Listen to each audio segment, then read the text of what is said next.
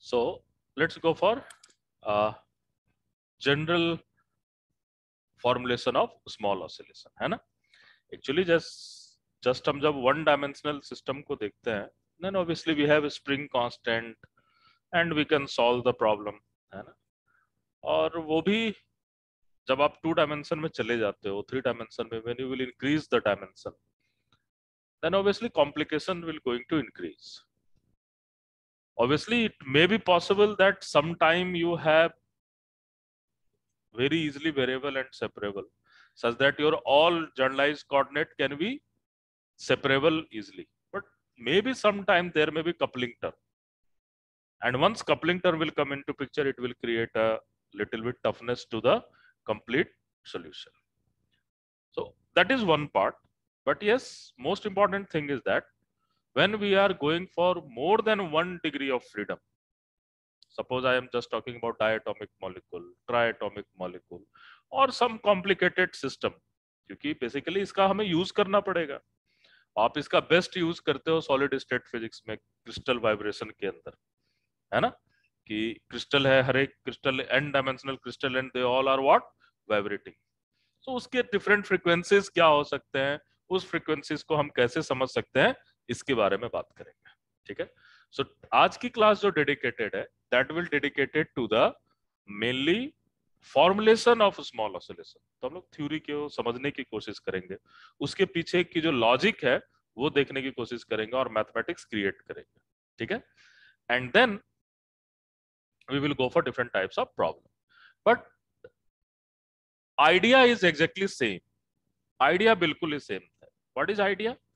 Idea is for the one dimension that if I have any potential and this potential I can do the Taylor expansion about stable equilibrium point, and this is nothing but del V upon del X at X is equal to X naught, X minus X naught plus 1 by 2 del square V del X square at X is equal to X naught, X minus X naught whole square, and we can take order of X minus X naught whole cube. These all are unharmonic term, है ना. These all are what? Unharmonic term. And what we are going to do, we can just neglect this term by assuming X minus X naught is very small. जो displacement है stable equilibrium point से, उसको assume कर रहे हैं कि वो very small है. Then what you are doing, you are neglecting the all unharmonic term from basically the Taylor expansion of potential, and you can approximate your potential up to parabolic term. Clear है? यही चीज हमने किया था, और last class में हमने omega को देखा था इस नंबर के साथ एसोसिएटेड है, एंड इसे ही हमने एक इक्विवेलेंट k का नाम दिया था, and this value is equal to what? 0. Now what is idea? Now we have more than one generalized coordinate, we can have more than one stable equilibrium point. Then how we will proceed it? Okay, so let's try to go for this. So what we have a potential, and this potential is function of q1, q2 up to q1. N number of generalized coordinate may be there. And what we are going to do, we have basically qi0 is stable equilibrium point. qi0 is what? Stable equilibrium point for ith coordinate, है ना. ith coordinate से associated जो stable equilibrium point है वो क्या है? qi0. Okay. Goldstein ने notation लिया है q0i, मैं ले रहा हूँ qi0, है ना, बिकॉज वो मुझे थोड़ा अजीब लगता है, पहले 0 लिखो फिर i लिखो. एनीवे, सो मैं ऐसा ले रहा हूँ qi0. Okay. And for the qi, so jth के लिए, दूसरे के लिए क्या होगा इसी तरह से? What will happen for the another one? आप लिख सकते हो qj0 किसके कोरस्पॉन्डिंग है ये? qj के corresponding. Agreed? So what we are going to do, we are just going to expand the potential according to Taylor और हम देखते हैं क्या मिलता है, ठीक है। सो what will happen, first term is nothing Q10, Q20, Qi0, Qn0, है ना, n number of particle, and I assume that every coordinate have associated some stable point, ठीक है, उसके साथ some stable point. What will be this term? Obviously I have to go for summation over n, है ना, we have to go for summation over n. Then what will happen, del v upon del qi,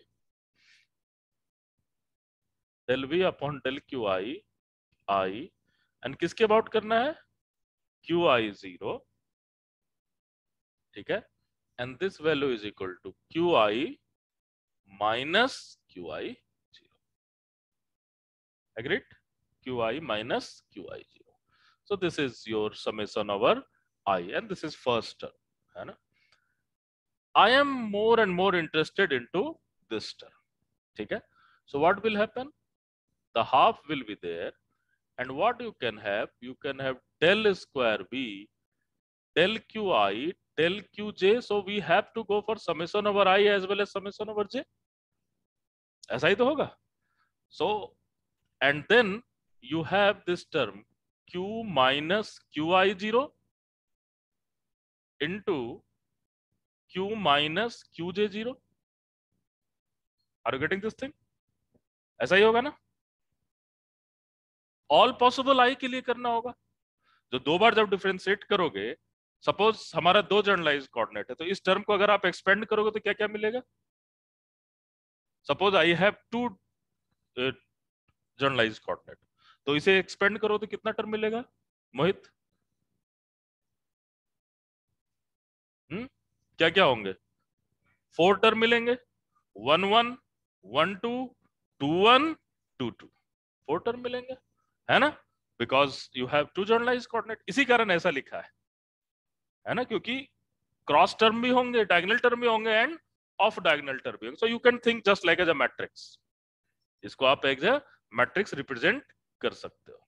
okay, now next is what, we have all order of qi minus qi0 whole cube and higher order term. ये हम क्या कर रहे हैं, और higher order term को ले रहे हैं. And obviously from the analogy of first one, obviously this term is equal to 0 because it is what, equilibrium point, stable equilibrium point, ठीक है. And hence this is very small, we can neglect this term in our calculation because I just want to take my potential up to limitation of parabolic shape, है ना, वहां तक हम करने की कोशिश कर रहे हैं. तो ये वाला टर्म भी क्या हो जाएगा, this term is also 0. Everyone? Okay. Now this term is constant value. कोई ना कोई constant, that is reference point. So this term is constant value. So what you can do, you can write, let's say this term is some v0. कुछ ना कुछ constant मिलेगा. So this term is some v0. Plus I can put this term is 0 because it is a stable equilibrium point, and this term is all about the most important point, and this is identified as half summation over ij del square v del qi del qj, and qi is equal to qi naught, qj is equal to qj naught, है ना, and this is qi minus qi naught and qj minus qj naught. It's a wonderful thing. ठीक है, agreed. Now नवीन ये बताओ, इस potential का force पर कोई भी इफेक्ट होगा क्या, ये जो कांस्टेंट पोटेंशियल है, इक्वेशन ऑफ मोशन पर कोई इफेक्ट होगा क्या. No, there is not any effect, क्योंकि कांस्टेंट फोर्स है, सॉरी कांस्टेंट पोटेंशियल है. कांस्टेंट पोटेंशियल के रिस्पेक्ट में फोर्स क्या होता है, 0. So this is nothing but some type of reference point, some point of reference, है ना. सो मैं क्या कर रहा हूं, फॉर द सिंप्लिसिटी, अननेसरी आपको बार बार ये v0 ना लिखना पड़े, what I can choose this value is 0. Axis कहां से रखते हो आपके ऊपर डिपेंडेंट है, रेफरेंस पॉइंट कहां से रखते हो आपके ऊपर डिपेंडेंट है. So I can choose this point as a 0. Clear है ये? ओके. ये भी थोड़ा सा क्लमजी लग रहा है ना, तो इसको भी थोड़ा ठीक करते हैं. I can introduce new variable, क्योंकि हम क्या करना चाह रहे हैं, हर एक चीज को 0 0 पर शिफ्ट करवा देना चाह रहे हैं, and this is just like a transformation. तो बेसिकली मेरा पोटेंशियल अगर ऐसा है, मैं इसको इधर शिफ्ट कर सकता हूं, देयर इज फिजिक्स में कोई चेंज नहीं होगी. Are getting my point?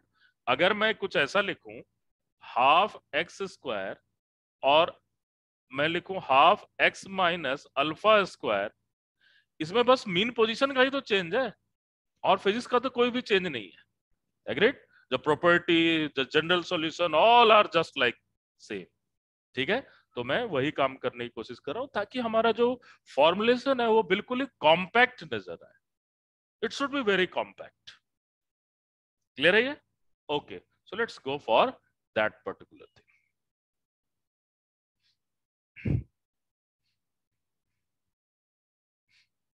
So what I am going to do, I am just going to introduce a new variable. Let's say qi minus qi naught is equal to eta I. क्या introduce कर रहे हैं? qi minus qi naught is what? eta I. इसको करते जाओ, ये derivation बहुत interesting है और बहुत इंपॉर्टेंट है. ठीक है, and then qj minus qj naught is equal to eta j. qj minus qj naught is equal to what? Eta j. Clear है ये? Okay. Now let's try to go for this particular potential.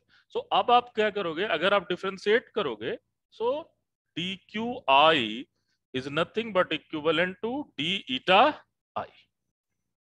होगा ना? Agreed?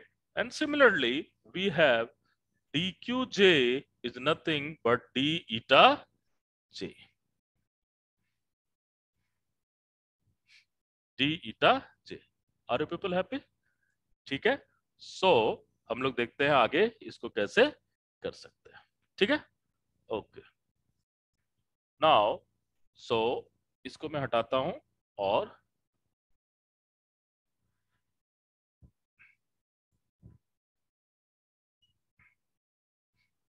so what I can do, I can write my potential as a new variable. Let's say eta 1, eta 2, eta 3, eta I up to eta n, where n is the total number of generalized coordinate. ठीक है, and this will equivalent to half summation over, and we have double summation I and j. ठीक है, we have to go for all possible combination, and that value is basically del square v, del eta I, del eta j, eta I, eta j. Okay, so what we have done, we have construct a potential energy in a matrix form, basically, because you can represent this whole thing in a matrix form. है ना, आप पूरे के पूरे चीज को आप किस में रिप्रेजेंट कर सकते हो? As a matrix form. And what I can do, I can write this particular value. So what is your matrix element? I can write this whole thing equivalent to 1/2, and this whole thing is nothing V I J. क्या है ये? V I J, eta I and eta J.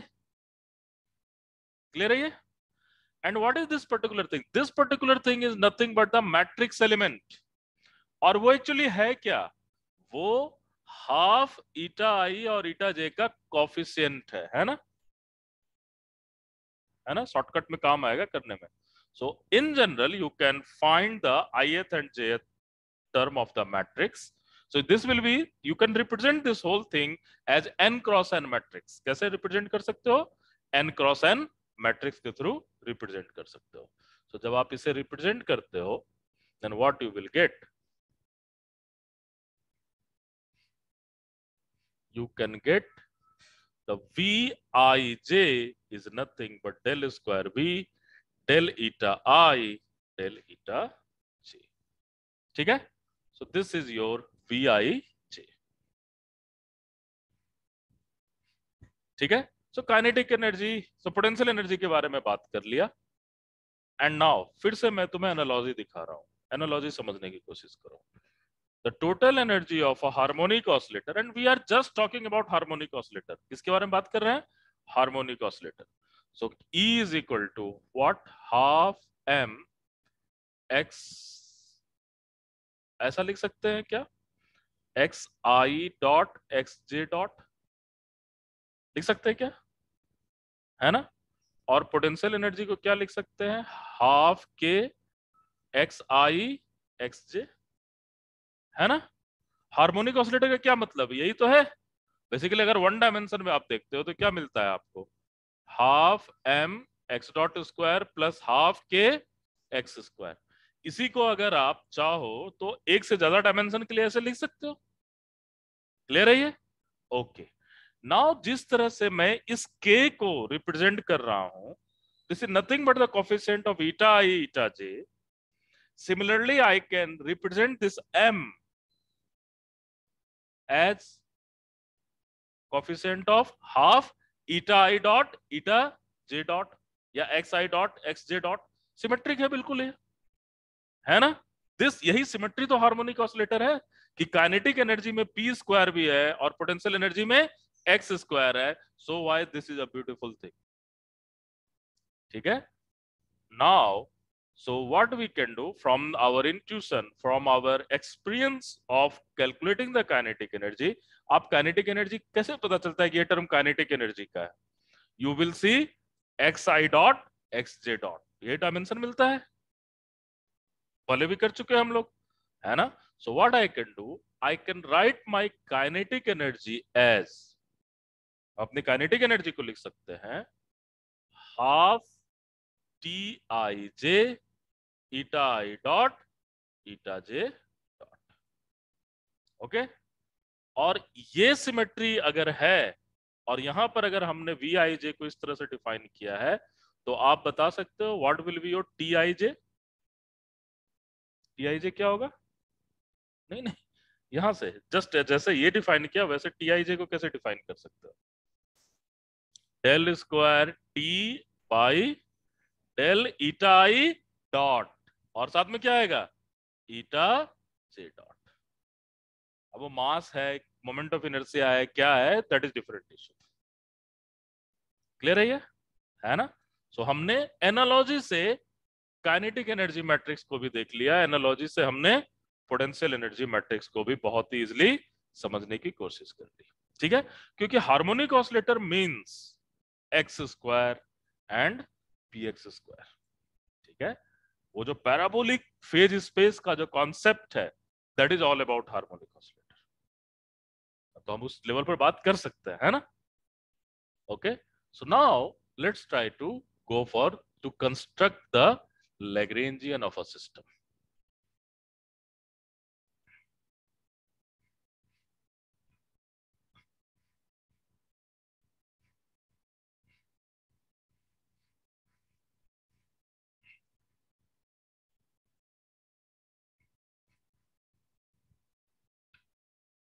So let's try to go for the Lagrangian of a system. So what is Lagrangian? That is nothing but kinetic energy minus potential energy. ठीक है, और यहां हम लिख सकते हैं this will be half Tij eta I dot eta j dot minus half Bij eta I eta j। Are you people comfortable? ठीक है ना? So this is your Lagrangian of a system. Okay, now you can go for Lagrange's equation of motion. ठीक है, so when you just want to go for Lagrange's equation of motion, then what you will do, आप ईटा आई या ईटा जे के term में लिखोगे, मैं जे के term में लिख रहा हूं ताकि आई वाला टर्म सर्वाइव हो जाए। ठीक है, अगर आई के रेस्पेक्ट में लिखेंगे तो जे वाला टर्म सर्वाइव होगा। देखते हैं कैसे। The equation of motion D upon D T del L del eta J dot किसके टर्म में कर रहा है? जे के टर्म में। Del eta J must be equal to what? 0।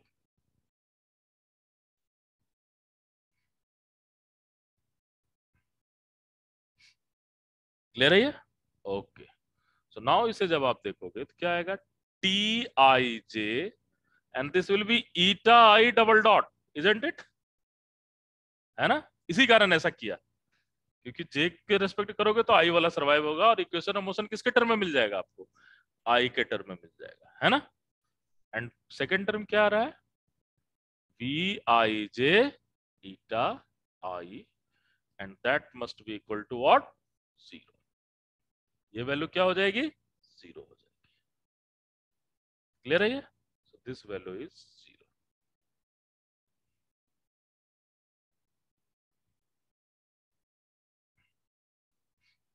Clear है? ओके। नाउ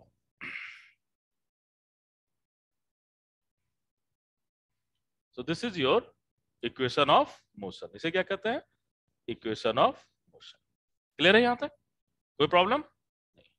चलो, अब इस तरह के इक्वेशन का x double dot plus omega square X is equal to 0 का जनरल सॉल्यूशन क्या होगा? a e to the power i omega t and a to the power minus i omega t, ये तो जनरल सॉल्यूशन होगा। ठीक है, तो इस इक्वेशन का भी क्या जनरल सॉल्यूशन होगा? कुछ वैसा ही जनरल सॉल्यूशन होगा, है ना? सो एंड ऑब्वियसली ऐसे ऐसे कितने इक्वेशन बनेंगे? n नंबर ऑफ इक्वेशंस बनेंगे, है ना? बिकॉज कितने डिग्री ऑफ फ्रीडम है यहाँ पर? n number of degree of freedom है। So you have n number of equation and you have to solve it simultaneously. ठीक है, तो वो जो साइमल्टेनियसली सॉल्व करने के लिए जाओगे तो आपके पास जो होगा वो एक मैट्रिक्स के टर्म में इक्वेशन बनेगा, जो कितने क्रॉस कितने का होगा? n क्रॉस n का एक मैट्रिक्स बनेगा और वो ऑपरेटर की तरह वर्कआउट करेगा। लेट्स सी कैसे क्या होगा वो देखने की कोशिश करते हैं। तो प्रॉब्लम करेंगे तो और भी ज्यादा बेटर ढंग से क्लियर हो पाएगा सारा चीज। ठीक है, now so I can assume ni is nothing, ni is the solution, and sorry, eta I is the solution, and this will be something, some scalar quantity ci, weight तो होगा ही, है ना? ci मींस कोई नंबर होगा, and ai that is amplitude part, ai e to the power i omega t। ये मैं सॉल्यूशन एज्यूम कर रहा हूं और होगा ही सॉल्यूशन। ठीक है, and if this is solution of this equation then it must be satisfy this equation, है ना? तो इस इक्वेशन को अगर ये सेटिस्फाई करेगा तो क्या होगा? देखो क्या बचेगा? टी आई जे, ठीक है, what will happen? C I A I e to the power i omega t and you have minus omega square, ठीक है, plus B I J C I A I e to the power i omega t is equal to what? 0।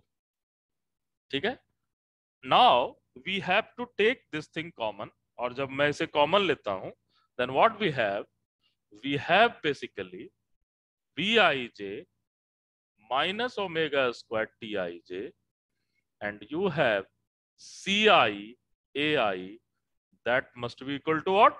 0। ये value क्या होनी चाहिए? 0 होनी चाहिए। Okay, now and also e to the power I omega t is also there. Now what do you want? You want trivial solution or non-trivial solution? Non-trivial solution। trivial solution तो बहुत आराम से मिल जाएगा, ai की value 0। हमें वो solution नहीं चाहिए, हमें कैसा सॉल्यूशन चाहिए?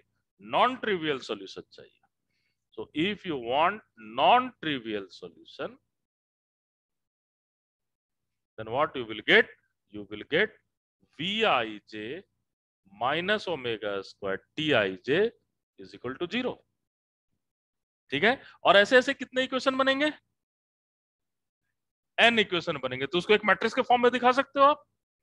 Agreed? So what you will get, so इसको मैं फाइनली एक मैट्रिक्स के फॉर्म में दिखा रहा हूं, and this value and this, जब आप मैट्रिक्स के फॉर्म में देखोगे, so v minus omega square t, determinant of this must be equal to what? 0। ठीक है, वो सारे मैट्रिक्स वाले को मैं वी मैट्रिक्स कह रहा हूं, ये तो एलिमेंट है, दिस इज एलिमेंट। और वह इस तरह सारे एलिमेंट को एक साथ लिखोगे तो आप किसके टर्म में लिख लोगे, आप मैट्रिक्स के टर्म में लिख लोगे। Are you getting my point?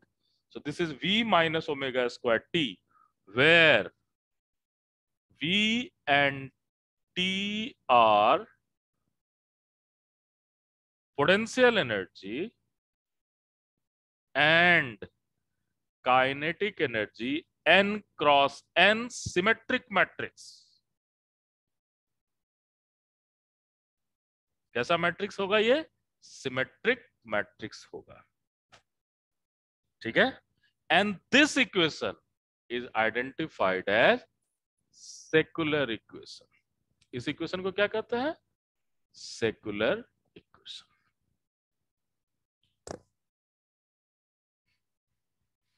And this equation is beautifully identified as what? Secular equation. Are you getting my point? Clear हो गया? Okay.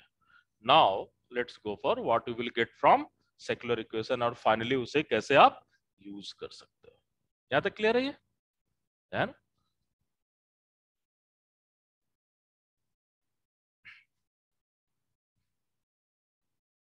ऐसा ही फॉर्मुलेशन कुछ कुछ क्वांटम मैकेनिक्स में भी होता है ना? आप देखोगे आगे जाकर के।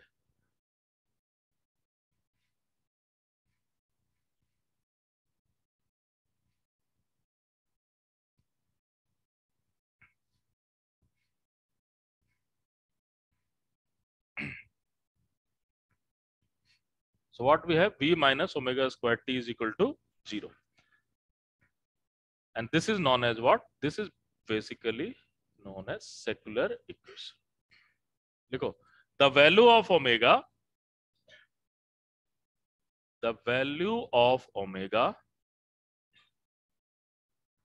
which will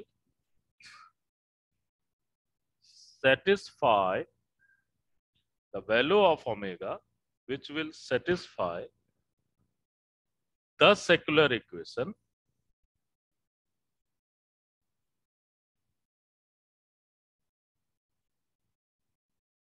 is identified as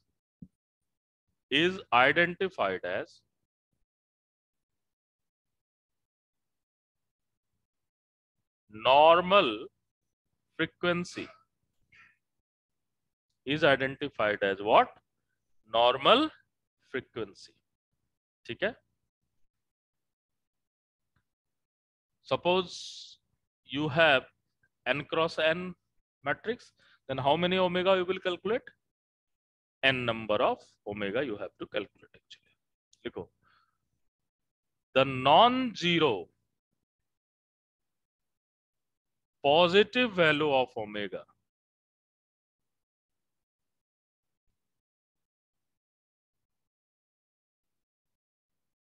non zero positive value of omega. Normal frequency कैसा होना चाहिए? Non zero and positive. अगर जीरो है तो फ्रीक्वेंसी नहीं होगा, है ना? So that will be what? Non zero and positive value of omega is normal frequency, ठीक है। if the value of omega is repeated, if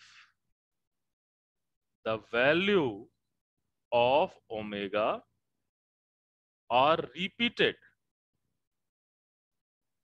if the value of omega are repeated, then they are identified as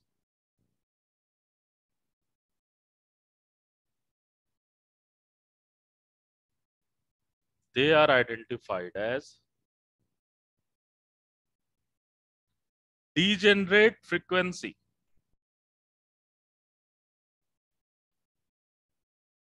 Degenerate frequency. And value of omega is what? Degenerate frequency, ठीक है। If they are non-repeated, then they are what? Non-degenerate, ठीक है। So अगर ये 2 बार repeat होगा तो डबली degenerate, 3 बार repeat होगा तो ट्रिपली डिजेनरेट, ठीक है। नाउ द लोएस्ट वैल्यू लिखो, the lowest value of non zero omega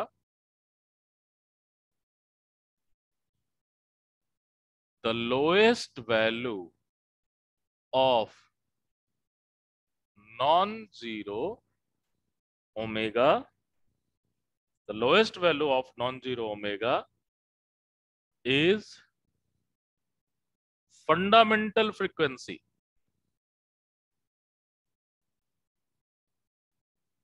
Is fundamental frequency. ठीक है? The next higher value, next higher value of omega is first overtone. Next higher value of omega is what? First overtone. पढ़े थे ना? Fundamental frequency, first overtone. Fundamental frequency कैसे show करते हो? Something like this, है ना? ऐसा तो शो करते हो. फर्स्ट ओवरटोन कैसे शो करते हो? Something like this. ठीक है? And they are belongs to Hilbert space. ये सारे जो नॉर्मल मोड्स के जो इक्वेशंस हैं, they actually belongs to what? Hilbert space, जो कि आप क्वांटम मैकेनिक्स में यूज करोगे. ठीक है? अगर मैं चाहूं तो इसको 0 से a तक कर दूं और ये क्या होगा? √2/a sin πx/a, है ना? and this will be sin 2 πx/a. ये सारे जो फंक्शंस होंगे they belongs to what? Hilbert space. ठीक है?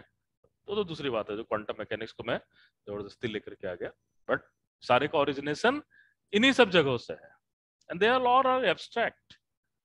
ठीक है? वो हम शो करते हैं उस तरह से क्या है. ठीक है? Anyway, now next is what? Normal modes. किसके बारे में बात कर रहे हैं? Normal modes.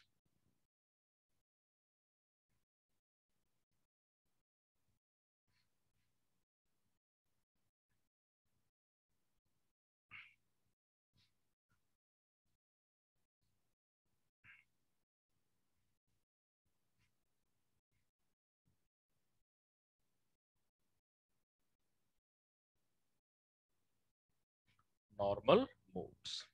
What is normal modes? So the value of, so suppose for the given value of omega, for the given value of omega, अब आपके कई ओमेगा होंगे, है ना? और नॉर्मल मोड्स 0 के लिए भी निकाल सकते हो. So there is not any problem.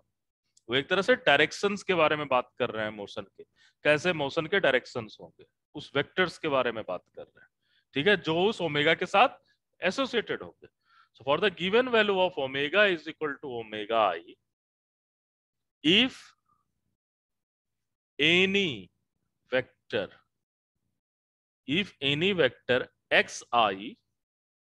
if any vector xi will satisfy the equation. What is this equation? V minus omega I square t, and this is just like a matrix, है ना? V minus omega square t xi is equal to 0. ठीक है? xi is equal to 0, and this xi is what? Column vector. Any vector column vector होगा. ठीक है? So this is, जो भी इसको सेटिस्फाई करेगा वो क्या होगा? Normal modes. And these normal modes must be linearly independent. ठीक है? So normal modes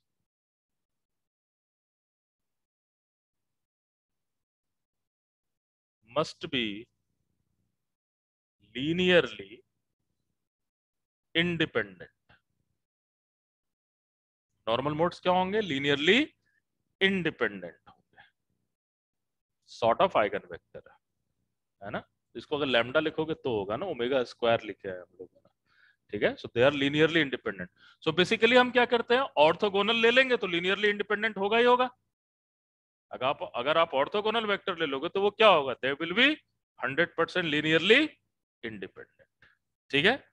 okay. So this is your normal mode. So normal modes आपको डिस्कस करेगा कि कौन सा पार्टिकल किस डायरेक्शन में और एक दूसरे से कैसे, क्या फेज होगा उसका, किस तरह से आगे मूव करेगा, उसके बारे में सारा बात करेगा। ठीक है, अब चूंकि हम नॉर्मल वर्ड यूज कर रहे हैं तो ऑब्वियसली उसे नॉर्मलाइज भी करना होगा। So what will be the normalisation, this thing x I transpose kinetic energy matrix x I must be 1। ठीक है, so this is here normalisation of normal. I is what, identity matrix, और टीआईजी क्या है, kinetic energy matrix. ठीक है, so this is all about your story of your normal frequency and normal modes. Clear है ये? आपके एग्जाम में इन जनरल नॉर्मल फ्रीक्वेंसी भी आते हैं, समटाइम नॉर्मल मोड्स भी आ सकते हैं। नॉर्मल मोड्स की खासियत क्या है? सो इफ यू, आपने मैट्रिसेस तो कर रखा है, डायगोनलाइजेशन ऑफ मैट्रिसेस कर रखा है। अगर आप किसी भी सिस्टम के नॉर्मल मोड्स निकाल लेते हो और उससे एक एस मैट्रिक्स बनाते हो, तो पूरी की पूरी टी वेक्टर और V vector, sorry T matrix और वी मैट्रिक्स क्या हो जाएगी, डायगोनलाइज हो जाएगी उस बेसिस में। ठीक है, तो डायगोनलाइज होने का मतलब क्या हो गया, जो कपल टर्म है वो क्या हो जाएगा, डीकपल्ड हो जाएगा, जो कि अपने आप में बहुत बड़ी चैलेंज है। और गेटिंग माय पॉइंट, जो कपल टर्म है वो क्या हो जाएगा, डीकपल्ड हो जाएगा, और आप इजिली उसको इजिली सेपरेटली सॉल्व कर सकते हो। ठीक है, सो पिछले बार एग्जाम में आया था कि एक वैल्यू दे दिया था पोटेंशियल, अब बोला था कि कौन इसे, और वो पोटेंशियल कैसा था, कपल्ड पोटेंशियल था, तो उसमें कहा गया था कि कौन सा ट्रांसफॉर्मेशन इसे डीकपल्ड कर देगा। तो आप उसको नॉर्मल मोड्स के थ्रू भी देख सकते हो। ठीक है, ऐसे ट्रांसफॉर्मेशन तो देख ही सकते हो, but if you can get the normal modes और आप देखो कि वो ट्रांसफॉर्मेशन नॉर्मल मोड्स को डिफाइन कर रहा है, then obviously it will 100% what, decoupled the thing. ठीक है, so normal modes is very important thing, but mostly exam के पॉइंट ऑफ व्यू से आपको क्या देखना है, you have to just go for what, mainly normal frequency. ठीक है, सो एक बेसिक प्रॉब्लम करते हैं और फिर हम लोग क्वांटम मैकेनिक्स में जाएंगे। ठीक है,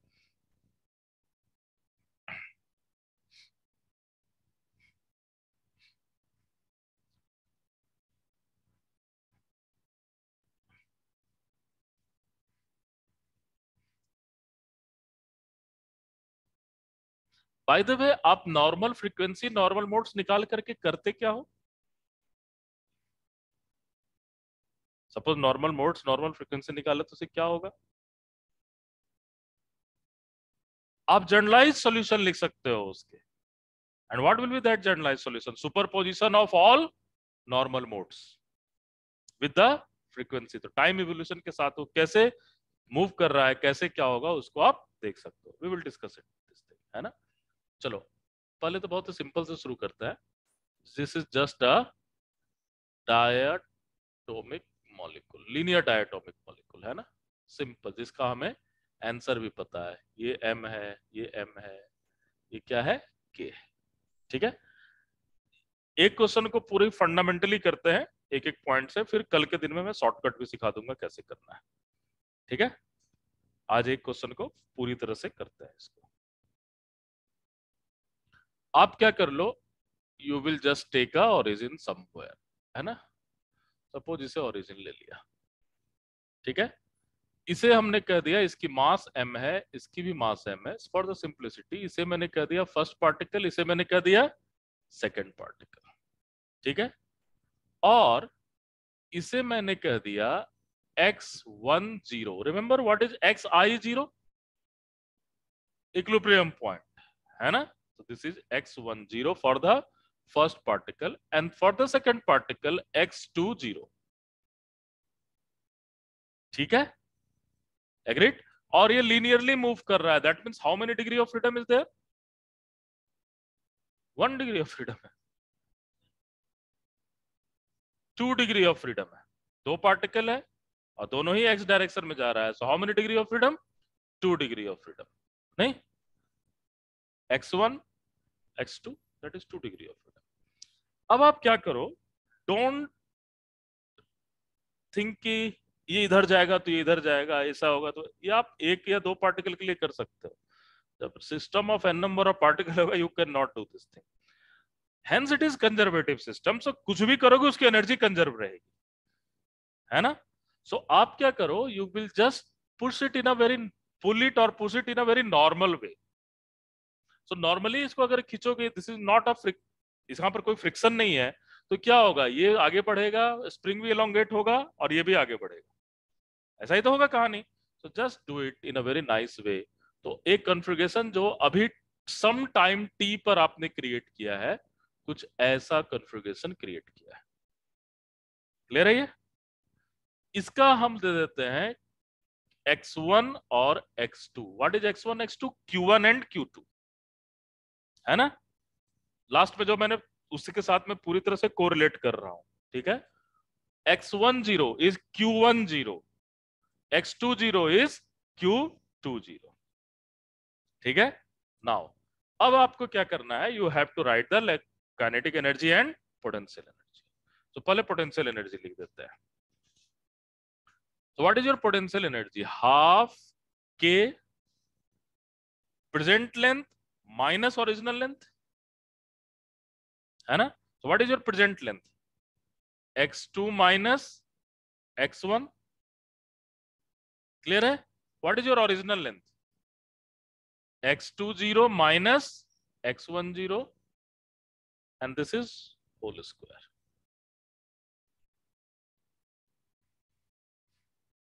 Clear है ये? Everyone? Okay. Now अब इसको चाहो तो थोड़ा सा हम रीऑर्गेनाइज करते हैं अपने एक्चुअल के लिए, क्योंकि हमें किसे इंट्रोड्यूस करना है, ईटा आई और ईटा जे को इंट्रोड्यूस करना है. यही है ना. सो व्हाट विल हैपन, हाफ के x2 माइनस x20, इसको इसके साथ ला सकते हैं, minus x1 minus x10, and this will be whole square. कह सकते हैं. And this is nothing but what, eta2, and this is nothing but what, eta1. So what you can do, you can just go for half k eta2 minus eta1 whole square. Half के eta2 minus eta1 whole square. इसको जब आप लेकर के जाओगे, then what you can do, half k eta1 square eta2 square minus 2 time eta1 eta2. Clear है ये? Yes. चलो अब मैट्रिक्स लिख ले. आज एक एक चीज अभी जो डेरिवेशन में किया था उसी से कर रहा है. ठीक है. तो आप डेरिवेशन आपका बिल्कुल ही क्लियर हो जाए. क्लियर है ना. चलो V11 क्या होगा Naveen, del square V del eta1 del eta1, यही होगा. व्हाट इज दिस वैल्यू, यहां से डिफरेंशिएट करो फटाफट. क्या आएगा वैल्यू, हाँ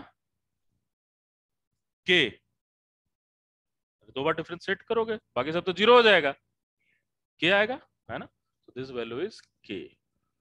V12 माइनस के, क्या लिखेंगे इसे, del square V del eta1 del eta2 minus k. एकदम आराम से करना है. ठीक है. V21 चार ही एलिमेंट तो निकालना है यहाँ पर. कल मैं शॉर्टकट भी बताऊंगा, फटाफट निकल जाएगा, डोंट वरी. एग्जाम के लिए डिफरेंट अप्रोच रखना है. V21 क्या होगा, again del square V del eta2 del eta1 minus k. Okay. V22 के क्या लिखोगे, del square V del eta2 del eta2 is k. So what is my potential energy matrix? The potential energy matrix V is equal to k minus k minus k. K. This is your potential energy matrix. Clear है ये? What is your kinetic energy here? This is linear thing. So kinetic energy can be written as half m x dot square plus half m, sorry, x1 dot square and then half m x2 dot square लिख सकते हैं. लेकिन हमारा generalise coordinate क्या हुआ, eta1 eta2. So you can have eta I minus eta I 0, sorry, xi minus xi 0 is equal to eta I. So what you have, xi dot is equal to eta I dot होगा, ठीक है. So what will be your kinetic energy? You can use kinetic energy here.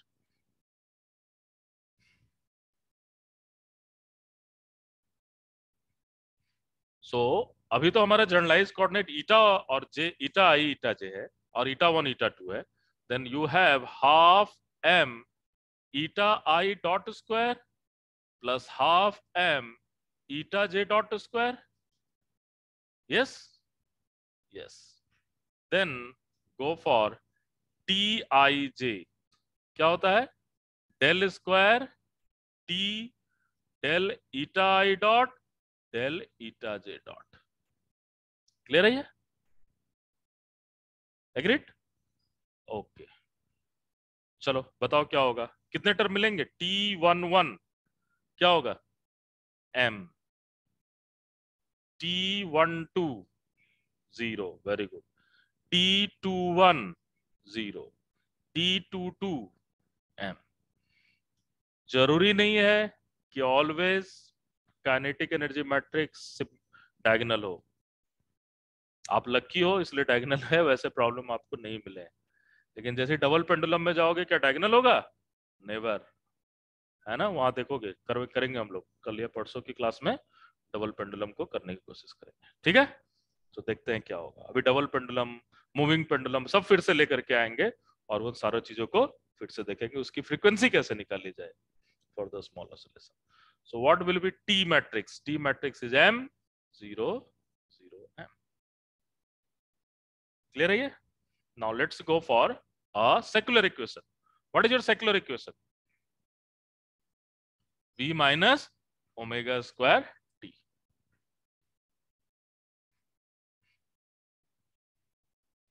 So you have v minus omega square t must be equal to 0.